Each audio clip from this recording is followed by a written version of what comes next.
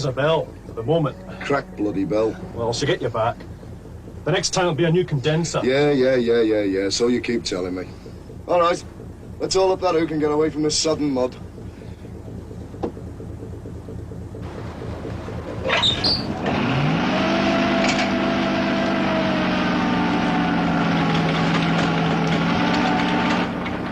When you get underway, for God's sake, keep the revs down.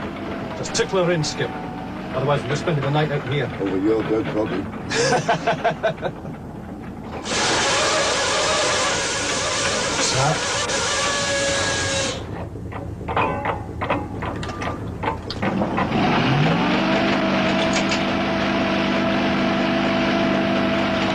Snagged on something. It's clear now. Wouldn't have thought there was much to snag down there, just Medway slime. Come on, let's get the hell out of here.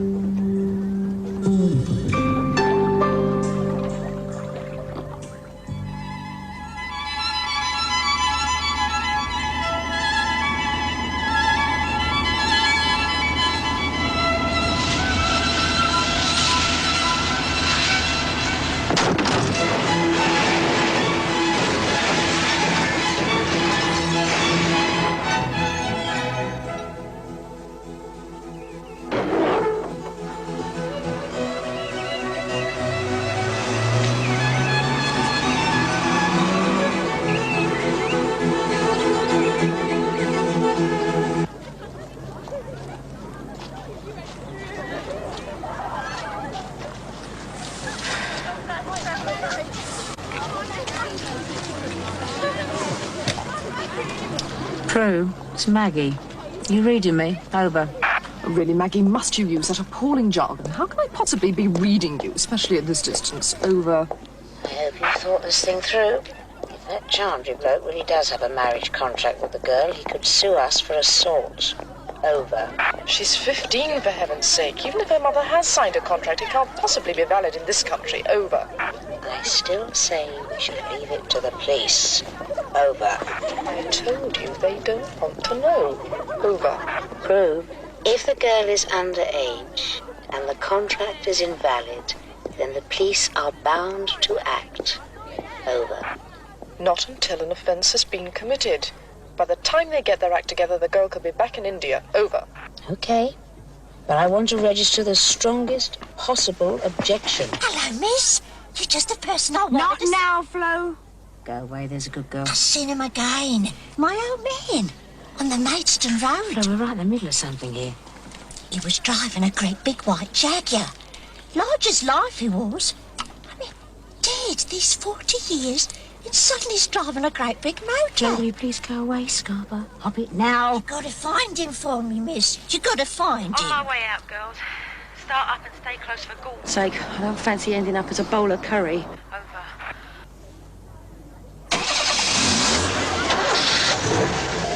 Here they come. Black Merc, High Street end. Going like the traffic. Go, go!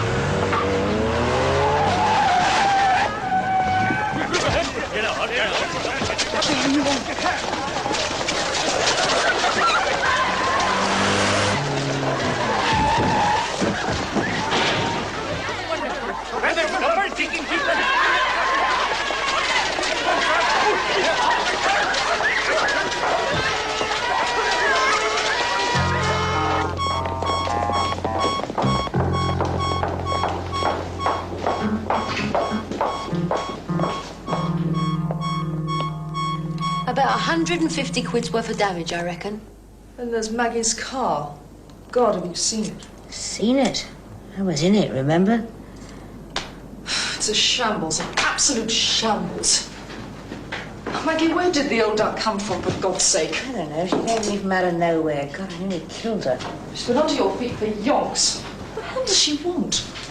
She wants to find her old man. Well, she claims she's seen him more than once driving a big white Jag along the Maidstone Road. She's been going on about it for years, evidently. Oh, is it possible? Could she have seen him? No.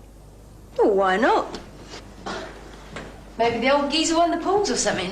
Hardly likely. The old geezer's been dead for 40 years. Dead? Look, I did make some inquiries when Flo first came in ages ago. I didn't just ignore the old girl. All right, all right. So if he's dead... He's dead! His name was Charlie Hawkins. Able seaman Charles Leslie Hawkins, Chatham Division, Royal Navy. He served on submarines during the war, lost in action towards the end of it, went down with His Majesty's submarine Toreador, mid-Atlantic. There were no survivors. And you can't convince her? Evidently not. She gets passed around the place from pillar to post. From the police to Social Security, from Social Security to welfare, from welfare to the church, from the church back to the police again, and finally somebody mentioned us. Trying to get rid of her. Huh, probably. She's my conscience case, though, now, isn't she?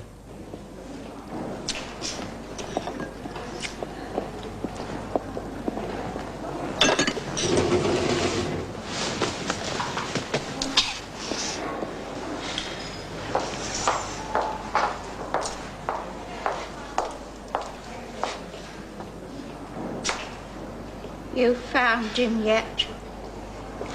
No, not yet. You looking? Yes. Maidstone Road?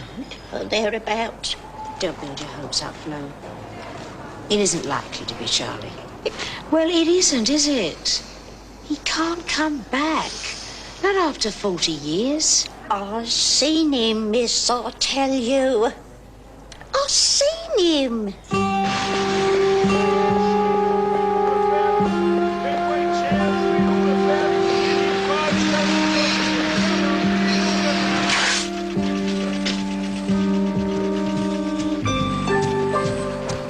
Dotty old Flo.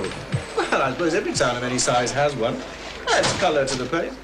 Sort of dilapidated eccentrics.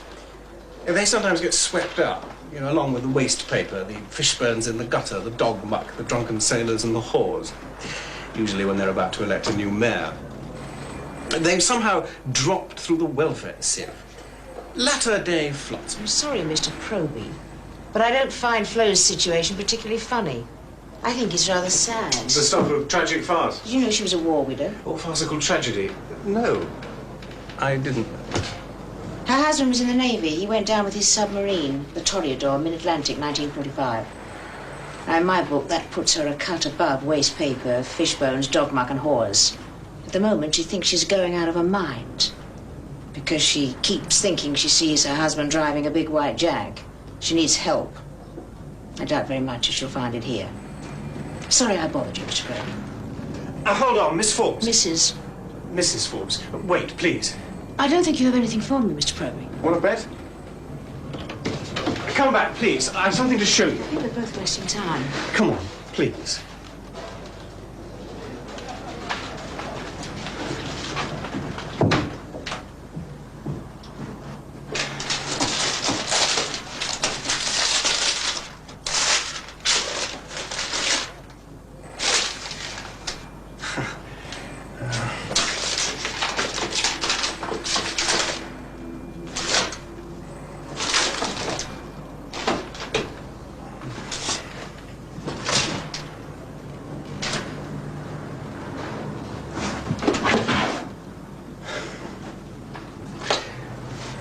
A few days ago, this was found on the mudflats at C.A.T.S.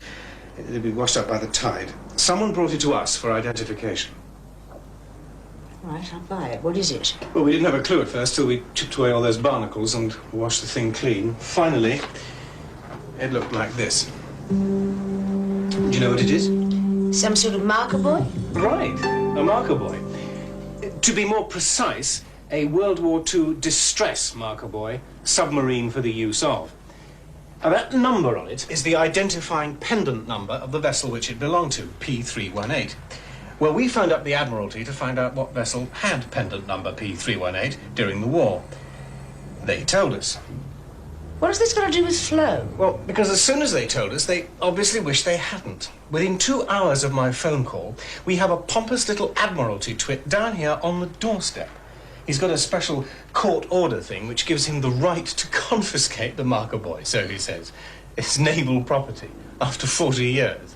He goes on to deny that the buoy ever belonged to the vessel they just told us it belonged to, and then suggested that we shelve the story, if there was one. Shelve it, bury it, forget it. So? You don't say that to a journalist, Maggie. Is it all right if I call you Maggie? I'm Malcolm, incidentally. I mean, it's an invitation to Burrow. I got an old copy of Jane's Fighting Ships for 1945, which is the best reference there is, and checked. And sure enough, there it was, pendant number P318, His Majesty's submarine Toreador. What? Just like they said the first time, the Toreador. But that's impossible. It's at the bottom of the Atlantic, has been for 40 years. Aha. So I ran a teaser paragraph, Maggie, just a short middle-page piece. A couple of 100 words, no more. Has anyone seen the Toreador, Olé? Is there a sunken submarine lying under the Medway mud? That sort of thing. Wait a minute, you're going too fast for me. Yes, well, I was certainly going too fast for someone, because my boss called me in and told me to kill the story and forget about any follow-up. That paragraph was all the world was going to read about the marker boy or the Toreador. It's incredible. Oh, that's not the end, Maggie. Not the clincher, not by a long chalk. Now, we've got a real sweet closeout on this one. Closeout? What the hell's a closeout? A real doozy. Listen to this, Maggie. The day after the paper comes out, with my piece in it, I'm driving along, minding my own business, when I'm slammed into a ditch. Slammed quite deliberately, Maggie, by a big, white Jaguar. There must be some perfectly simple, logical explanation. I hate it when the long arm of coincidence stretches in from nowhere. And grabs me whilst I'm getting ready for a dirty weekend. Yes, sir. Well, I appreciate that very much. Thank you. Anything? Well, the harbour master says the tide was still on the ebb when the marker buoy was found. That means it could have been carried to the mudflats from inside the mouth of the Medway. Maybe even as far down as Chatham. Only maybe? Well, if the buoy had been there for some time, then it could have been brought in on a high tide from the sea. I doubt very much if it came in from mid-Atlantic. Bingo. We've got a line. Now let's see if we can go for a full house. You're into an Admiralty computer. How the hell did you manage that? With difficulty. Code 4, key in A16, line 4, Royal Navy. War losses at sea, 1939 to 45, detail 218 to 9000, stroke A32C. A16, return.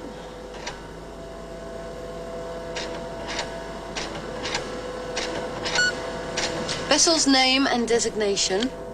HM Submarine Toreador, T-class patrol type. How do you spell Toreador? T-O-R-E-A-D-O-R.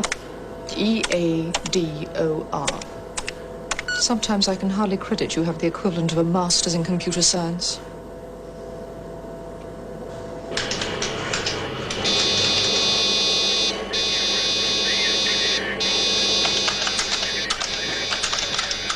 We have a telephonic break-in. I'm starting a trace and search routine, sir.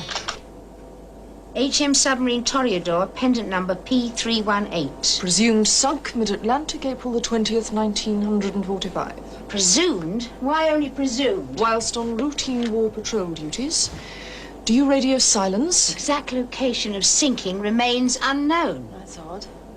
Oh, I don't think so. If the sub hadn't reported in for a while, then it... No. Look there, item 3. All further information remains strictly classified. They've even given it an S224 coding. What does that mean? Nun's knickers. Red? Never to be revealed. Not even after 40 years? Not even after 400 years. Sensitive material. Well, Flo's old man is down there. Able Seaman Hawkins, Charles Leslie, and 39 of his shipmates. Down where? Yes, I understand your concern, Commander. No, I did not authorize any telephonic break into your computer, and I really don't know why my girls would want access to your data. It might have been an accident, wrong number. It happens sometimes, doesn't it? And I'm convinced the Third World War will start with the wrong number being dialed on a red telephone.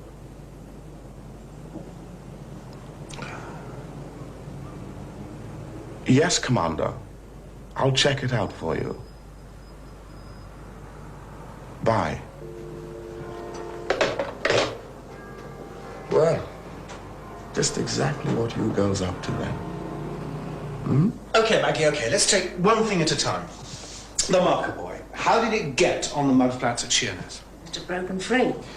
From where and how? Well, from where? I don't know. How? Maybe somebody was playing games. Maybe somebody released it. Maybe somebody wanted it found. Well, that's too complicated, too fanciful. What then? Something released it, more like. Maybe they're dredging out there in the Medway. Buy your drink, Maggie. I have to go to the hospital. See Flo. Do we know if the Toreador actually sailed from here? Well, I've always assumed it did. Strange. What? It didn't say so on the printout. Come to think of it, it didn't say very much at all. This came up with a lot of fairly useless information. It looked comprehensive, it looked detailed, but it wasn't. And when you come to analyse it, it was almost as if it had been, I don't know, been... Edited. Yeah, edited.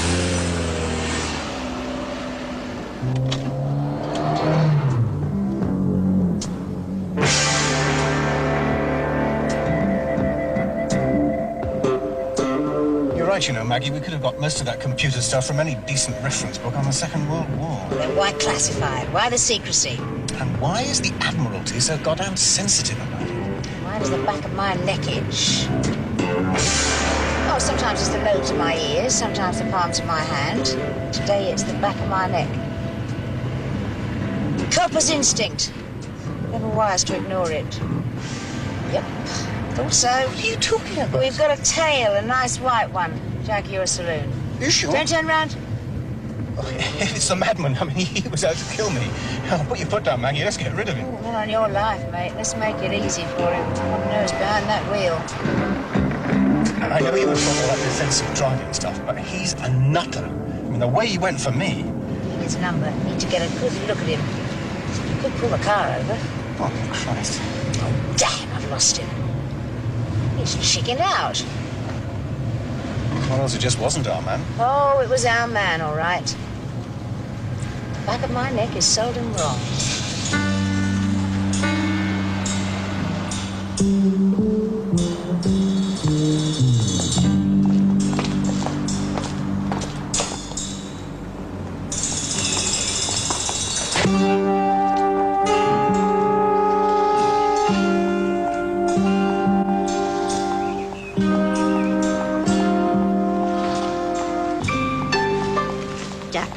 Devil, wasn't it?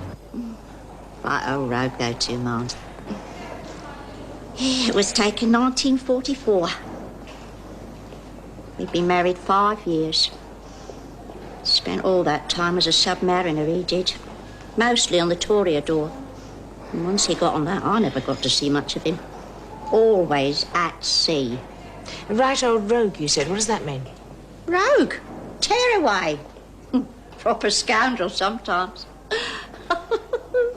Trust him to go swanning about in a great big white jag. Mind you, it wouldn't surprise me if it'd been a roller. Likes a bit of luxury, does my Charlie. Can I borrow this photo? You let me have it back after. After? After you find him, of course. You've seen him, ain't you? I don't know. They was all rogues. The old bleating crew. Well, they had to be. Only way to stop them going balmy. Always right in the thick of it, the Toreador. Every rotten job. God knows how many of the enemy they sent down to Davy Jones's locker. They always gave more than they got. And the bleeding heroes.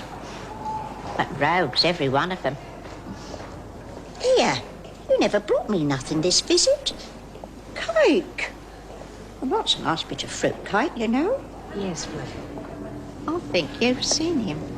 That's what I think. Ah. So it is you who's incurred the wrath of the Admiralty, is it, Margaret? Still, anyone who manages to upset our pompous naval hierarchy can't be all bad, can they? Now, perhaps you care to put me in the picture. See you there, Fred. Right? Sure you know the way? No, the way I invented it. See you out. Get lost.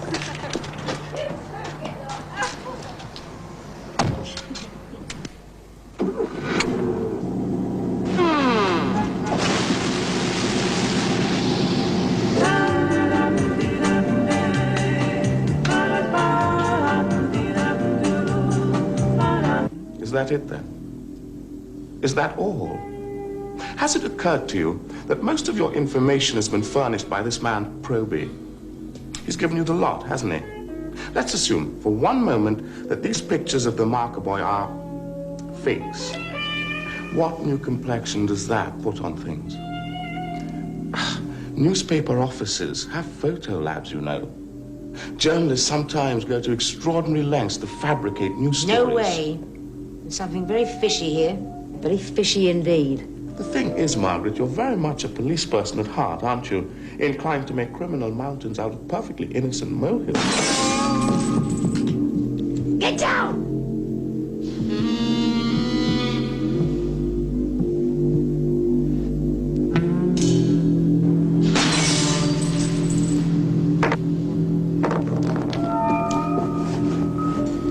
What was it? Grenade. Why hasn't it gone off? Don't know.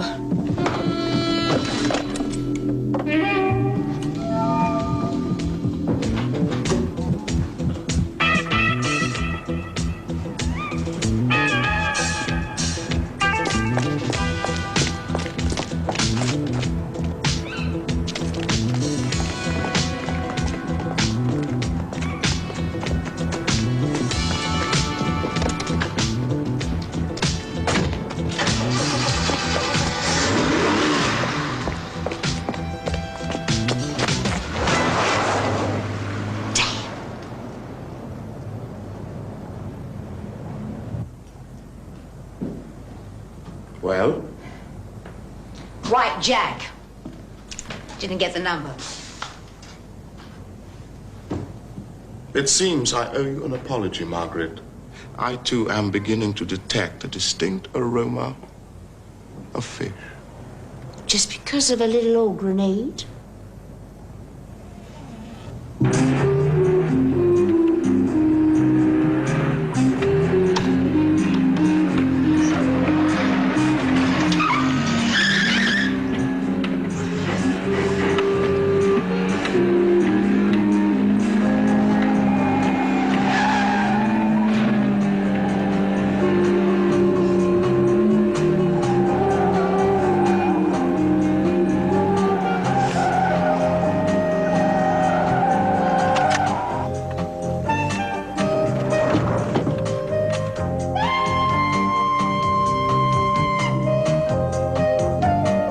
Now, I've discovered a real anomaly here. One, you appear to have missed. Oh? According to this excellent reference work, the full complement of the submarine Toreador was 53 officers and men. So? Yet, according to the Admiralty Memory Bank... No survivors from a crew of 40. Bravo. Why only 40 on board? A skeleton crew, do you think? Perhaps the Toreador wasn't on war patrol at all. Perhaps she was being used for some other purpose. Such as? Such as underwater transport, for instance. Submarines were sometimes used to carry vitally important cargoes. What do you suppose that's what the Toreador was doing? It's possible. I'll make a few inquiries. I suppose anyone will tell you. Then we shall just have to find the wreck. What are you doing?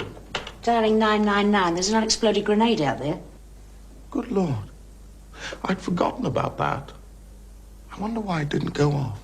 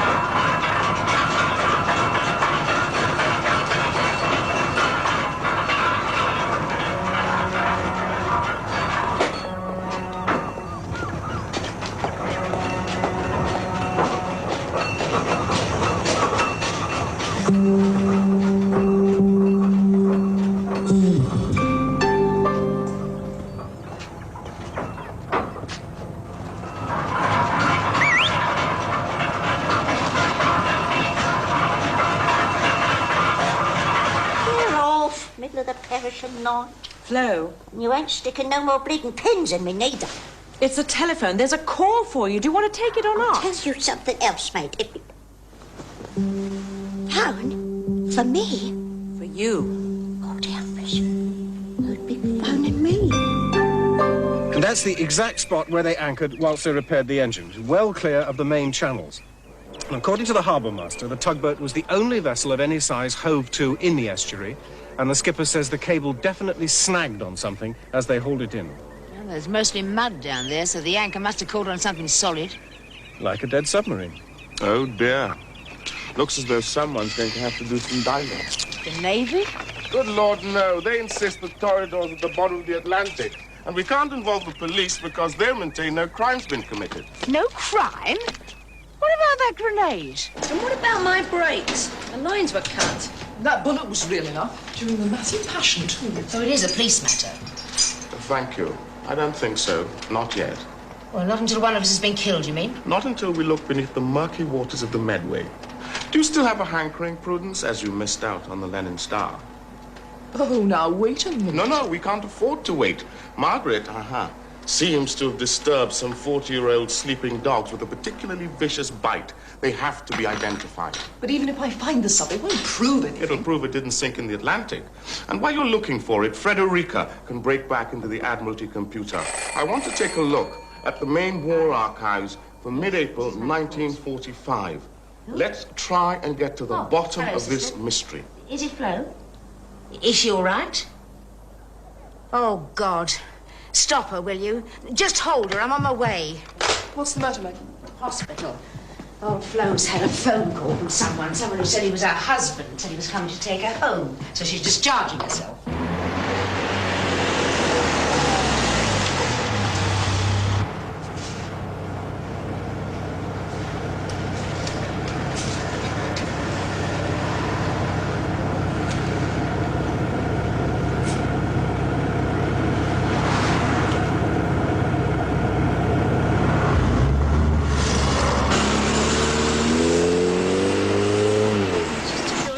It's all right.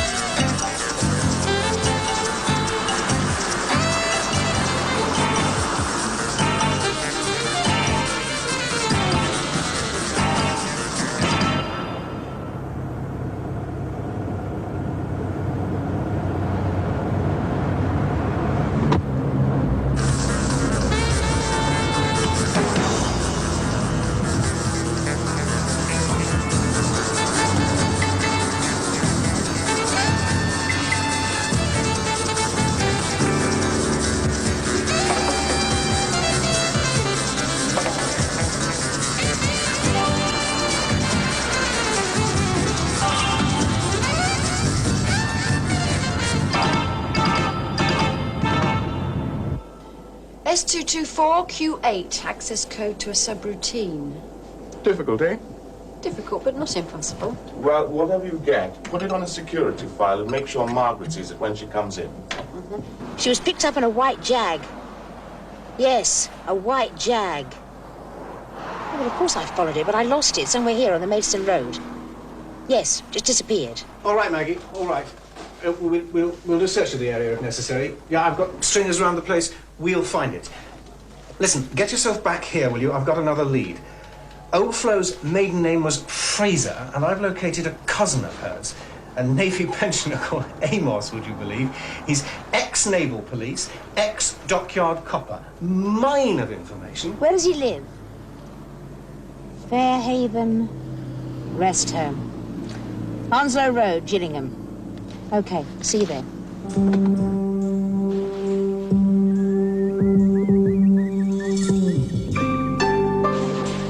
course, you should have seen the place in them days. Oh, big naval town, Chatham was. Yeah, one of the port divisions. Massive dockyard, river full of warships, town full of life. Charlie Hawkins town. Oh, yes. Charlie was born and bred. He loved the place, yeah. But Navy through and through.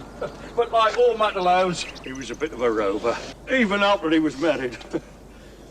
Oh, he'd have a gadabout, you know. But he'd always come back to Chatham and Flo. Poor old Flo. So it broke her heart when he went missing. Oh, it did more than that. It sent her a bit loony. Off her trolley. Well, you've seen her about. But they were very fond of each other. Yeah, very fond. Charlie had a brother, you know. Tommy Hawkins. A petty officer telegraphist up at the Admiralty in London. Now, Charlie was no angel, of course, but Tommy was a bad lot, a real bad lot. What happened to him? Well, he deserted. What? Oh, he scarpered. The same day as the Toreador was sunk. I mean, odd that. I mean, Tommy had a cushy number up in London at the Radio Communications Centre. So why would he want a scarper so late in the war? It was all over by the shouting. Now, if Charlie had gone over the hill, you could understand. Well, why is that? Well, because the Toreador had it tough. An hard war. At sea all the time. Too much action. Never had a rest. A band of bleeding heroes. And all bomb happy. There was talk of a mutiny. But only talk. But I remember there was an heavy security blanket out all over the wharf that night she sailed for the last time. Naval police all over the place. The old Toreador slipped away like a thief in the night. Well, Prudence? It's there, all right. We've got 4 fathoms. You're sure it's the Toreador? Positive. It's lots of silt and mud, but it is the Toreador. How did it sink? It looks as though it was deliberately scuttled.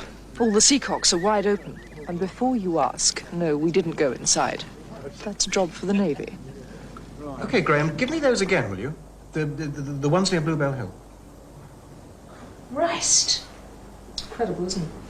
No wonder they wanted to top us. I appreciate that very much. No wonder the Admiralty wanted to bury it. Listen, Maggie, we may have got this down to 4 possibles. Forget it, Malcolm. In that area, there are only 4. What? I said forget it. We have to forget it. Well, what about poor old Flo? I don't know. Well, I don't believe it. They've got you doing it too, haven't they, Maggie? Shelve it. Bury it. Forget it. You don't say that. To a journalist, do you? No, you damn well don't. Prue, if I give him a story, they can't cover it up, can they? I mean, if the press have got it, the Admiralty can't bury it. No, but they'll probably end up burying you. Well, then they have to bury all of us. Nigel included. Oh, he'll love that. Hold on, you're going too fast. No, you hold on, Buster. The going's going to get faster and bumpier. Can I take notes? No need. It's all in here. Oh, boy. The Toreador never made it to the Atlantic, never even cleared the estuary. It was scuttled, probably by its own crew, in the Medway in the early hours of April the 17th, 1945. God's name, why? Because instead of torpedoes, it was carrying $10 million worth of gold bullion. Commander, Nigel Beaumont. I've given my girls a rap on the knuckles, and I think I can assure you that they won't be naughty again. But the thing is, they rather aroused my curiosity. It seems that they're interested in a submarine that was supposed to have gone down with all hands in 1945, the Toreador. Yes, of course, I realize that was before your time. But I wondered if you'd give me the names of everyone that was on duty in the communications room on the night of April 17th. Oh, come now, Commander. All I'm asking is a little quid pro quo. I'm sure you'd like to keep it in the family, wouldn't you? The Toreador was taking the first token installment of our Lend-Lease repayment to the United States. $10 million in gold. Enough to tempt a war-weary crew to mutiny. They hijacked their own submarine. Well, they probably overpowered and killed the officers, unloaded the gold, opened the seacocks and sank the Toreador. But he would have been missed immediately. No. Because the Toreador was under strict instructions to keep radio silence except for one coded transmission per day. Which was received by Tommy Hawkins at the communications centre in And London. he faked it. There never was a radio signal from the Toreador that day. So, whoever read your little piece in the local newspaper, it panicked them. That's for sure. And whoever it is, they've got Earl Flo. If she's still alive. Right. Give us those 4 locations, Malcolm. We'll take one each. Lady Bradshaw? Yes. My name's Beaumont. I'm from the Home Office. I'd like to see your husband. Why? It's a private matter. It won't take long, will it? He hasn't been very well recently. I'll try and be as brief as possible.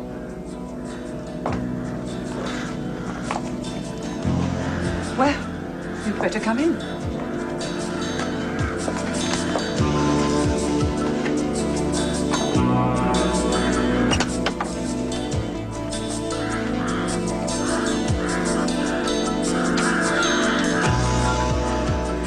Someone to see you, dear. Mr. Beaumont from the Home Office. What? Sorry to disturb you, Admiral. I want to pick your brains. Call in every 5 minutes. If we don't hear from someone during that time, we send in the cavalry, all right? All right. So, here we are. This is your place. Felon Priory. Maggie, take care, eh? You too. I don't think it's this place. Oh, maybe it's none of them. See you later. The Toreador? Yes, I remember.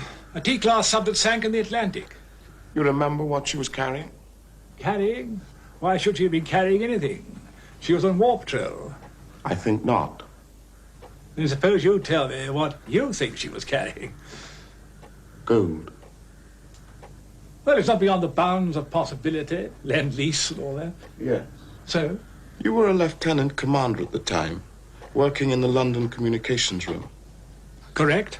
Did you know a telegraphist named Tommy Hawkins? I'm sorry, Mr. Beaumont, it's so long ago. Why don't you come to the point? The point is, Admiral, we now have proof that the Toreador never left the Medway. We believe the crew mutinied, stole the gold, and disappeared.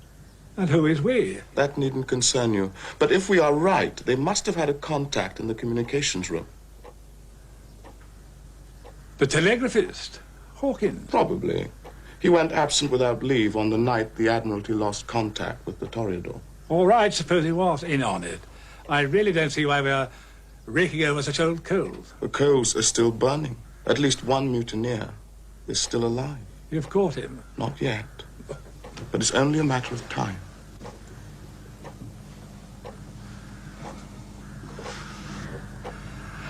What do you want from me? We had hoped you would be able to confirm a theory. Well? The estuary was the entrance to a busy naval base during the war. There would have been picket boats patrolling the channel day and night. Someone had to ensure that they kept well away from the Toreador. A telegraphist wouldn't have the authority to do that. Exactly. They would have taken executive muscle, an officer. But he would have gone absent without leave too, wouldn't he? Not necessarily. He might have served out his time in order not to arouse suspicion, perhaps even rising to a high rank before he retired. With a nice little nest egg to cushion him. He certainly could have afforded to retire in style. But as you say, Mr. Beaumont, it's just a theory. At the moment. I hope shortly to have it confirmed. By whom? One of the surviving mutineers. Perhaps Hawkins himself. I wish you luck. But I still don't understand why you came to see me. I checked the list the Admiralty gave me. You are the only serving officer who was on duty the night the submarine disappeared. There is a pity my memory is so fallible. You have nothing to tell me? I'm afraid not. Then I'm sorry to have troubled you. Goodbye. Goodbye.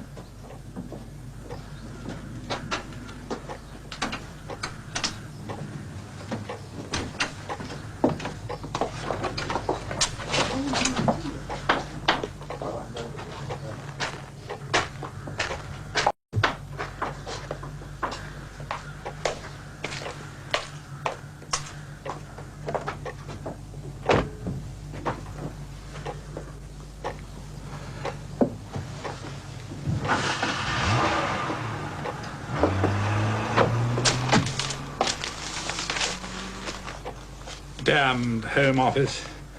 Always were a pain.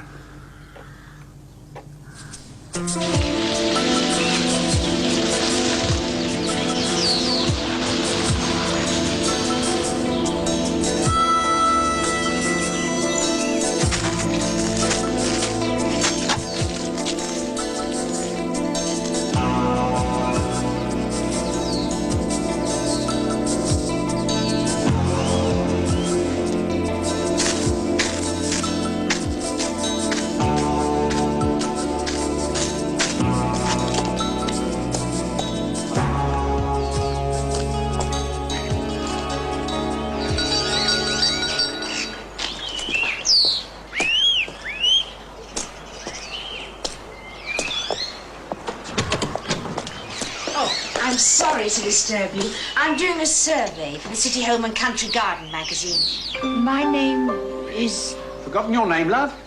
Let me refresh your memory. It's Maggie Forbes.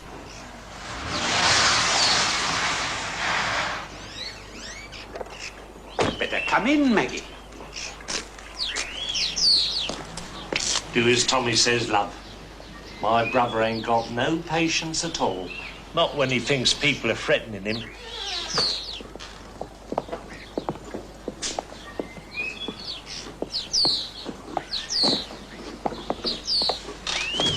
Is she still alive? Oh, Flo, of course she is. Crazy old cow'll probably outlive us all. Are you Charlie Hawkins, ex-able seaman of the Toreador? Dead right. Oh, yes, dead. Make no mistake. And we mean to stay that way. We saw them diving in the estuary. Suppose you know all about it by now. Think so. Pity. Oh, well. Better come and meet the other men.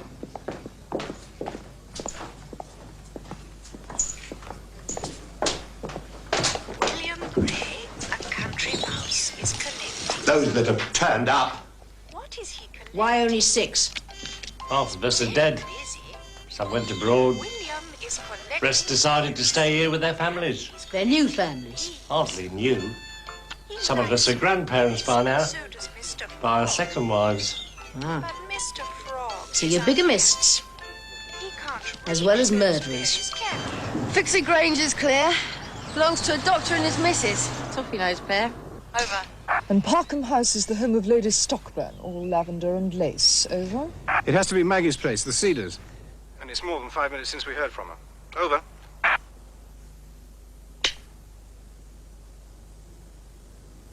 William Gray. You never married again? No, not me. I've had several flings, of course, but Flo's the only one for me. But you never contacted her? I wanted to. But she'd have given the game away sooner or later. So you let her grieve on her own? What else could I do? I tried to speak to her several times, but I just couldn't.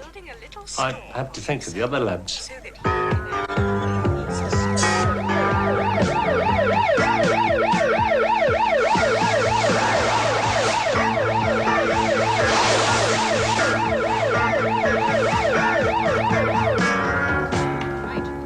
Three. All right, move.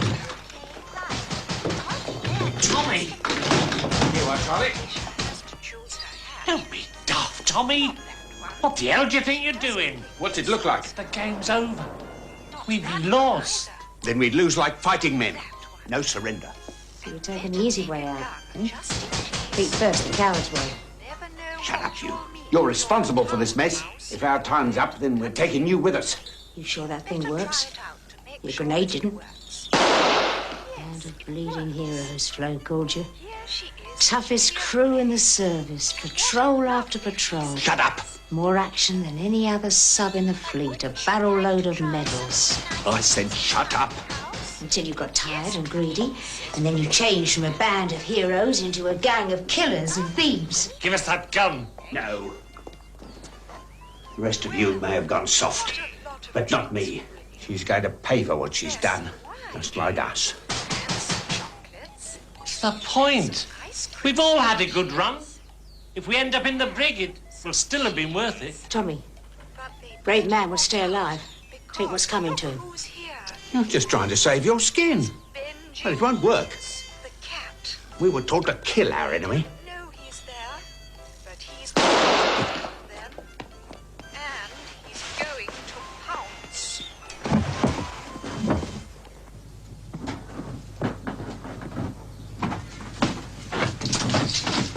I'm just going out for a little walk. See if I can pot a few rabbits.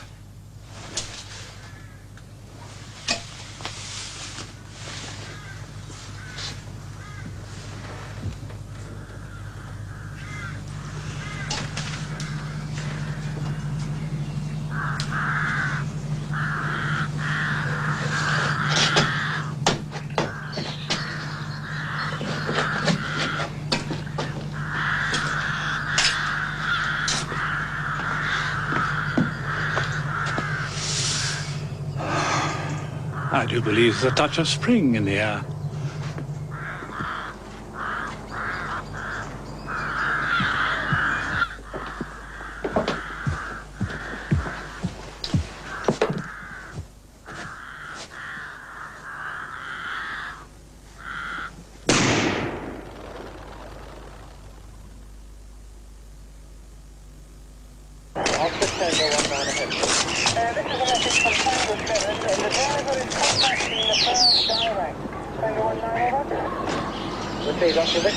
Corridor, ship's company, mind the right, quick, mind! Right. Come on, left. Right, left.